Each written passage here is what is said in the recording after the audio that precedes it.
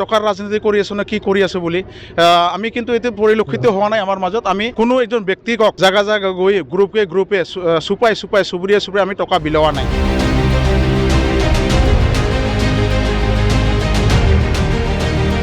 আজি খবৰখনত আহি মই আনন্দিত, কাৰণ আমি য'ত এতিয়া মই এইটো মোৰ দ্বিতীয় নিৰ্বাচনী সভা, আৰু প্ৰথম সভাটো আছিল ধমনাত, আৰু আজি এতিয়া দ্বিতীয় সভাখন হৈ আছে জালাৰ প্ৰাইমাৰী অন্তৰ্গত। আৰু মই পাব্লিকক যি আদৰণি বা যি আগ্ৰহ BPF দললৈ মই সেই দেখা পাই মই হতমোহ হৈছোঁ। তেখেতসকলে ইচ্ছাই তেখেতসকলে এই সভাত আহিছে, আৰু এই দেখা পাই তেখেতসকলে যি উৎফুল্লিত, তেখেতসকলৰ যিটো বডি লেংগুৱেজ, তেখেতসকলৰ চেহেৰা আমি ধৰিব পাৰিছোঁ যে আমাৰ কেণ্ডিডেট 41 নম্বৰ মানাস বিধানসভাৰ শ্ৰীযুত থানেশ্বৰ বসুমতাৰী ডাঙৰীয়া নিশ্চিতভাৱে জয় হ'ব বুলি মোৰ আশা। ইতিমধ্যে প্ৰমোদ বড়োৱে কৈছে যে BPF দলে টকাৰ লগত ৰাজনীতি কৰি আছে। হয়, এতিয়া তেখেতসকলে যদি টকাৰ, এইটো মুখৰ কথা, যদি তেখেতসকলে যদি ক'ব পাৰে কিবা এটা ক্লু যদি আছে, তেখেতসকলে দেখাই দিয়ক টকাৰ ৰাজনীতি কৰি আছোঁ নে কি কৰি আছোঁ বুলি। আমি কিন্তু এতিয়া পৰিলক্ষিত হোৱা নাই আমাৰ মাজত। আমি কোনো এজন ব্যক্তিক অইন প্ৰাৰ্থীৰ দৰে জাগা জাগা গৈ গ্ৰুপে চুপাই চুবুৰীয়া আমি টকা বিলোৱা নাই। তেখেতসকলে স্বেচ্ছাই ওলাই আহি আমাৰ দলত যোগদান কৰি আছে। লগতে তেখেতসকলে আমাৰ দলক অহা 9 তাৰিখে ভোট দিয়াৰ কাৰণে অতি আগ্ৰহেৰে বাট চাই আছে।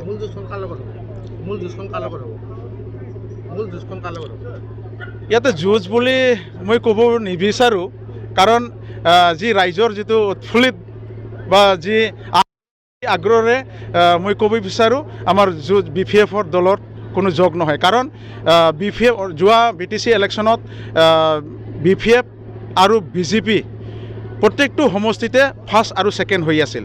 গতিকে এতিয়া ফাৰ্ষ্ট আৰু ছেকেণ্ড যদি লাগো আমি একেলগে, তেনেহ'লে আমাৰ জয়টো নিশ্চিত। আপোনালোকৰ কিমানটা আসন NDA হিচাপে পাব?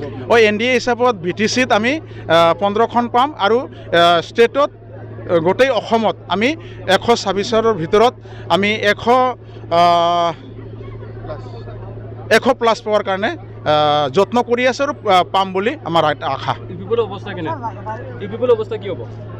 EPPLৰ অৱস্থাটো আমাতকৈ আপোনালোকে ভাল জানে, কাৰণ আপোনালোকে কোনাই সোমাই পৰি আছে। তেখেতসকলক আপোনালোকে ৰিপৰ্টিং লয়, আমাৰো ৰিপৰ্টিং লয়।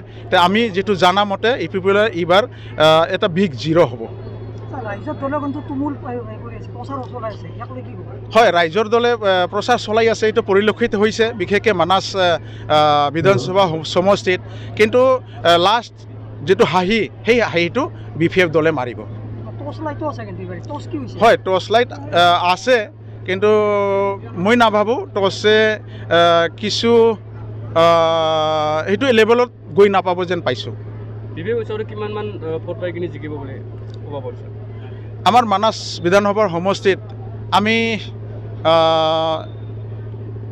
1.5 লাখৰ ওপৰত ভোট পাব বুলি আশা এটা।